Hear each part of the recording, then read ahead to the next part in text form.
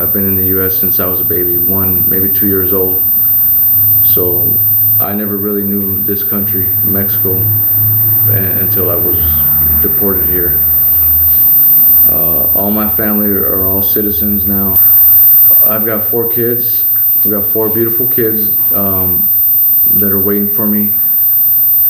I just became a grandfather recently. I've got 2 beautiful grandbabies that I've never seen, never held, and that's painful for me. It's no secret that soldiers coming home from tour of duty sometimes have a hard time transitioning from military life to civilian life, and it's no secret that veterans get in trouble with the law. The difference is that when they get in trouble, they get to go home. When we get in trouble as veterans, we don't get to go home, and that's not right. We are the same veteran that served. We are the same veteran that fought, that was willing to die for our country, that defended our country, and we deserve to be home with our families. It's not right to take a soldier and exile him from his country after he served. And I went through the deportation process. The judge went on record to say, Mr. Murillo, it looks like, from all the letters that I have here in front of me, and from all the support that you have, and from your record, it looks like you are a pretty good guy, but you got in trouble and you ended up here in front of me. And unfortunately, due to the federal laws, my hands are effectively tied, and I'm sorry, but thank you for your service, and I will have to deport you. And when I turned 5 years old, I was documented. I got a green card, a permanent residence in El Paso. I went to school in El Paso for a while. I liked going to school and learning English. When I turned 18, I had to go and register for the draft that I was going to volunteer. So I ended up in Europe for 3 years. I had a top secret security clearance for a while. I was recon driver and photographer for a good while. My trial took a long 10 months, but luckily the lady was my judge. I remember her last name was Collins. This lady must have been an angel because she studied my case real good. She ended up giving me 32 months. I had already served 10. I did my time, but I was put in Texas somewhere in another detention center before I got thrown out, got deported. Anyway, I'm an American and I want to go home. How much more can you ask of a human being than to offer up to put their life on the line and sacrifice their blood for a country that they're not even a citizen of? Where only 1% of your own citizenry is even serving in the military. How much more sacrifice or commitment can you ask for undocumented people than to offer up their children to be of service to a country that they are not citizens of? It's a hypocrisy. And then turn on me when we serve the country, put our lives on the line, and they at the same time had shed their blood, and then turn around because they've made a mistake, in many cases because of their military service, turn around and say that it is unjust. They should be held accountable. They should be responsible for their own actions. Where's the deference, I believe? And they say, well, why should veterans get a pass on bad behavior? I say back to them, they should get deference because they put their lives, they gave the ultimate sacrifice and willing to put their lives on the line. They bled for it. And to only have that turn around and to be able to be deported after their service and sacrifice and the commitment of families, both in loss of their children, their sons and their daughters, and then say that they're undeserving or have not made the proper sacrifice, what more can you ask? So I'm angry. And this is more than just about just the deported veterans, which is very important, but this is about the conscience of our country. What type of country are we? What type of place are we where those who are willing to sacrifice and commit their children, their daughters and their husbands, or our own lives for this, and then to be turned away after that sacrifice is made? that is beyond unconscionable to me, and it is uncomprehensible, and this will be a fight that I have until the end of my last breath, because I won't stand for it. It's just so obvious to me that it's almost, what do you say? I mean, this should not be happening, and it's totally clear. I guess I'll put it in this frame. The U.S.'s distorted moral narrative. And the way I look at that is, things are allowed to happen because people can rationalize.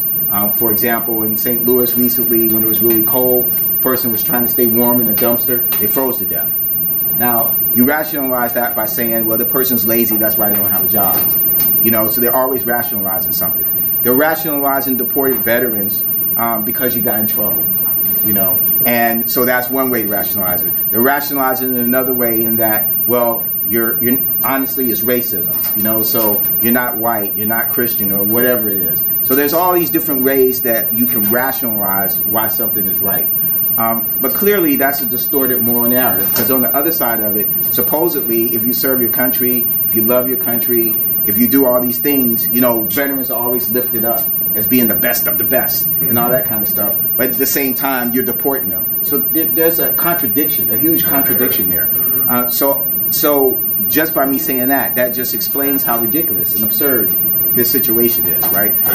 So one of the things I hope to see happen, and Veterans for Peace for sure is going to do this, is frame this in the distorted moral narrative that we have, and call our country to account for treating veterans this way. But let's not forget, no one should be treated this way, right? Yeah. All people should, you know, when you talk about DACA, that's a similar situation. And some of the deported veterans, you were young when you went to the U.S., you had no idea, you weren't a U.S. citizen, you know, so it's all distorted. So we want to bring that story out, and I think we can do a pretty good job of that.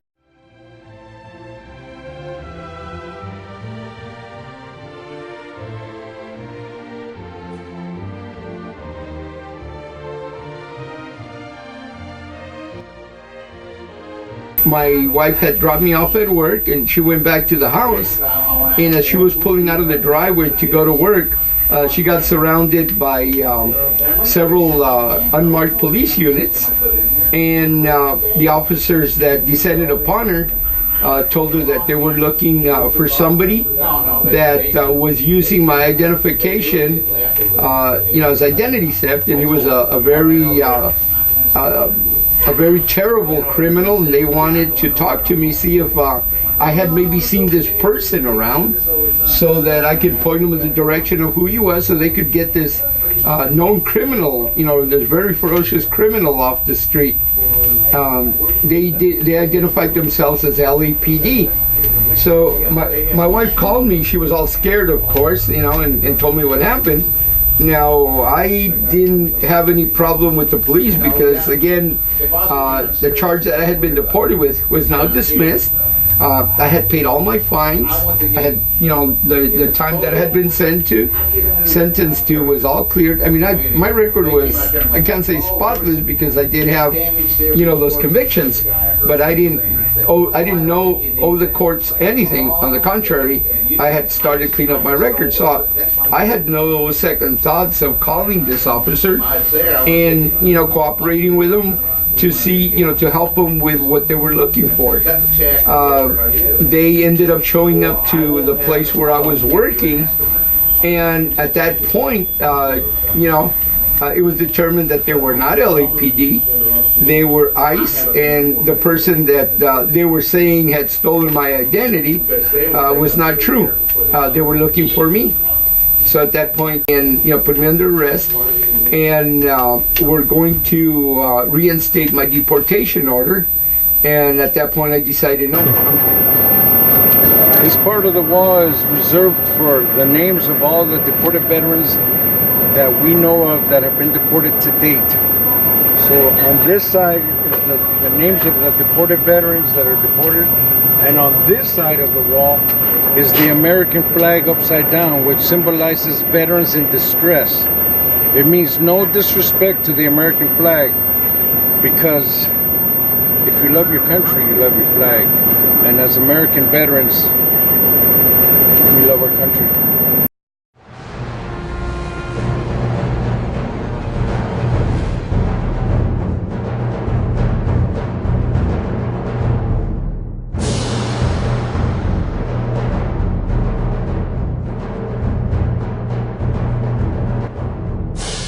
name's Hector Lopez. I'm one of the directors here at Unified U.S. Deported Veterans. We're located approximately 60 yards from the border here in Tijuana, because we want to be the first point of contact for any veteran that's deported to this area. A veteran is deported and he makes contact with us. We try to identify their needs as from the recent deportation, so we make them fill out an intake form, and that identifies the needs that the veteran has, the immediate needs, with like shelter, and in some cases where the veteran is addicted to drugs and or alcohol, we identify that and we put them in a rehab. And because our main goal here at Unified U.S. Deported Veterans is to make all deported veterans that are in this region productive members of the Tijuana society. Whatever you need, you got my number.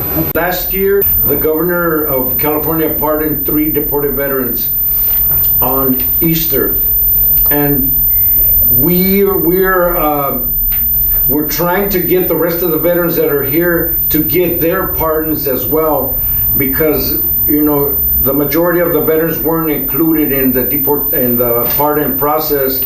So that now we're tasked with getting the deported veterans that are here in Tijuana and the surrounding areas to get them a pardon as well, because we feel that if Governor Brown pardoned just 3 veterans, and this is the last year in office, we think we have a shot of getting all the veterans that are in this area, and not only in Mexico, but the ones we represent all over the world, so hopefully they get their pardon as well. Because once the pardon is established and done, we feel it would be much easier to start fighting their immigration case again, or to reopen it, if you will, and then maybe get some relief and maybe go back home with their families. One of the services we offer to newly deported veterans is, because most of the time they've been in immigration detention centers for a lengthy time, so when they get out, the first thing they want to do is contact their family, their mother, the father, son, daughter. So that service is one of the ones that we find that's one of the most important ones, to make contact with your family. Because once a veteran has been deported and he comes in our office and he makes contact with his family, it seems to calm them down. It seems to give them a sense of like they're safe now. It seems to make them feel a little bit more like family. And that's what we want to portray here, is a sense of family, a sense of brotherhood. And we like to make sure that they're in contact with their families, so we know that at least psychologically they're going to be okay.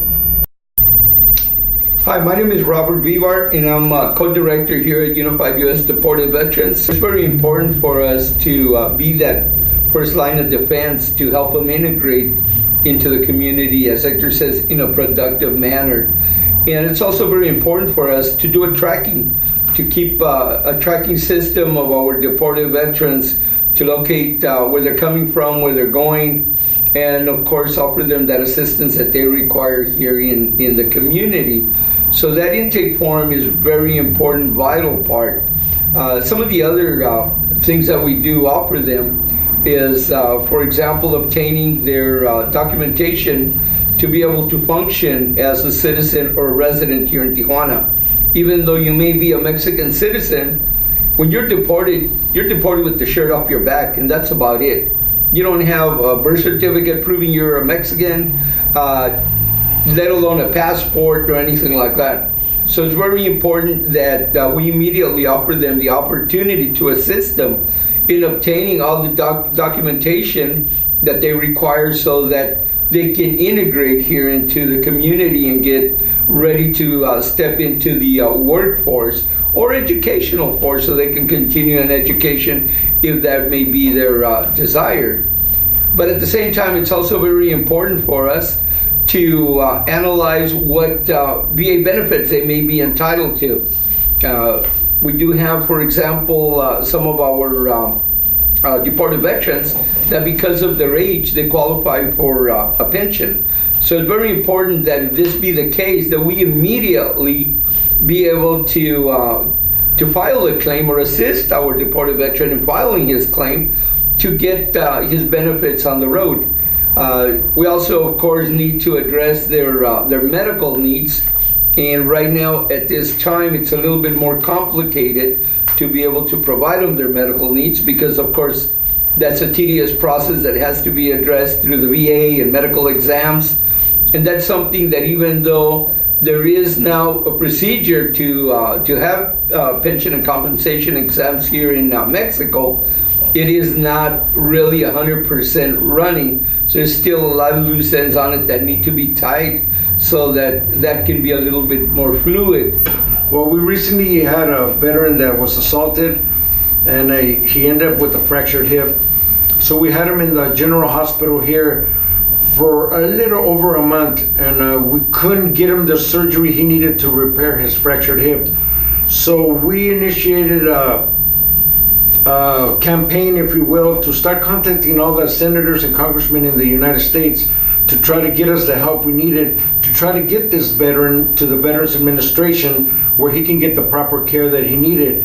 And in doing so, we were able to contact Ms. Norma Torres from Ontario. It worked out perfectly because we made contact with the Congresswoman and we got her to go visit the veteran in the hospital, and that in turn got the wheels moving towards his humanitarian parole. But once his humanitarian parole was denied, he ended up having to leave the general hospital, and that's when the Red Cross took his case, and finally we were able to get him the surgery through the Red Cross. We ended up, it was a success story. We got him a surgery and he's back at work now, and he's walking good. So it was a success story.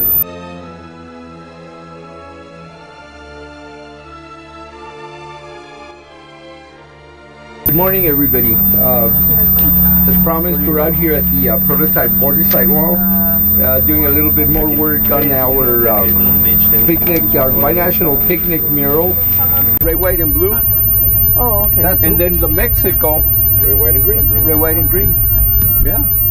That we drew. Letters, red, white, and green. Yeah. And red, white, and blue. Yeah. Yeah. Like this, you know, where the families are. Where you will be able to actually hug Hug a loved one, yes, and be able to visit. kiss them, Yes. feel them, instead of just really touching.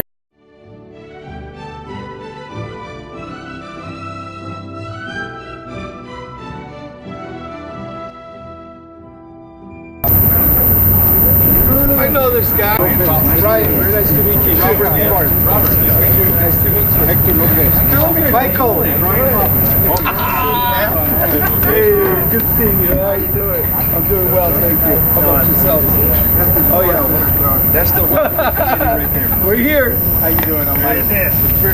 Buenos días. Buenas noches. Yeah, we're and here we are in Tijuana and with you guys, and we really, as we said last night, we really are honored. We really appreciate the work that's gone into pulling this together, and we're really looking forward to learning a lot while we're here and building closer ties and doing all we can to support the deported veterans, particularly by helping to tell their story and publicize the situation in the United States. In a very short time, we have been able to accomplish quite a few things. What we want to do this year is have more coordination with you folks up in the U.S., of course San Diego, and coordinate events. Whenever you have an event going on in your part of city, town, state, wherever you're at, or as Vets for Peace National, that we coordinate something in conjunction with you guys out here, whether it's at the border or at Friendship Park, depending on the type of event. We like to go out to the border and have rallies there at the border because we have a captive audience. You know, if you're going across that border, this is the world's most transited border. So we have a captive audience there for us, so we can take advantage of that and reach more people. The SOA Watch in Nogales, which was very important, and that was really a big highlight for us because it gave the opportunity of a great number of Veterans for Peace organizations from the U.S. and us here in Mexico to come together in a large Some of the events that we've been able to participate in this year was, for example, the nurses strike at the VA in La Jolla. Our group was there present to support our nurses and of course our Vets for Peace San Diego. They're part now of the League of Women's Voters in San Diego, and they're going to continue participation. They're going to become active members of the organization to be involved in all of the different meetings that they have and the different workshops regarding immigration and deportation. But of course, we want to extend it more. We want to do more, and we will be getting them involved in other activities. We want to participate, for example, in the Gay Pride Parade, right alongside Veterans for Peace. You know, we're all one. So we want to be part of that. The Martin Luther King Parade, that's another very important parade that we need to participate in. And we're going to continue to look for different activities, different events that we can participate in alongside with you. And at the same time, of course, you know, whenever not possible, extend it even more and do our rally. We may be deported, we might not be able to go across the border, but we're going to raise hell from this side of the border. We have a binational communion service, pastor on the U.S. side, pastor on the Mexican side, and we also feed the homeless people there in the area. The food is, of course, for anybody that's joining us there, but especially dedicated to the people that are homeless, that are deported, that live in the area. Friendship Park, we've got an organization called Friends of Friendship Park, and it's, you know, that's who the petition is under. Friends of Friendship Park is a group of activists from this area. Myself, I'm part of the core leadership group with Friends of Friendship Park also.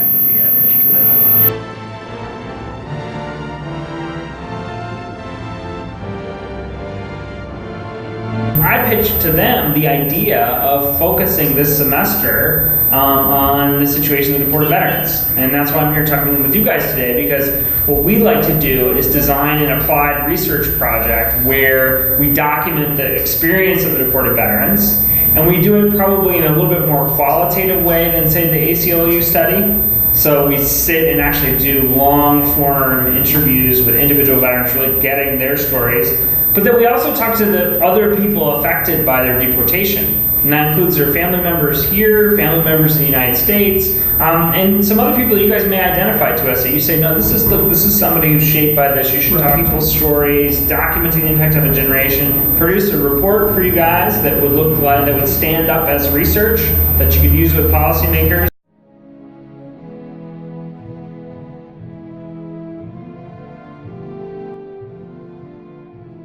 We've got Rosalba out of Phoenix, Arizona, who's got a bill, HR 1405. Veteran Visa and Protection Act. Protection Act.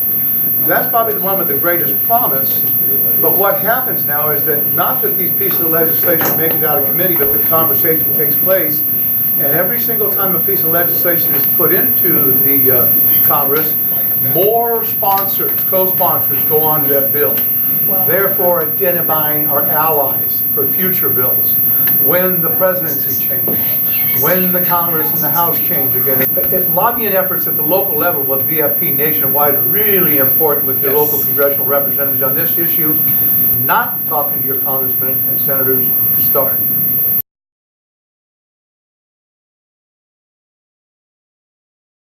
But to actually keep the doors open of our resource center, we need your support to be able to continue to work toward helping our deported veterans become productive members of our community while we're searching for a path, for a legal way to help our deported veterans to return back to the United States legally.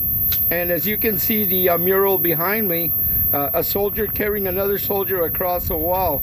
Leave nobody behind, leave no one behind. And that's the whole idea, to reach out to our friends in the U.S.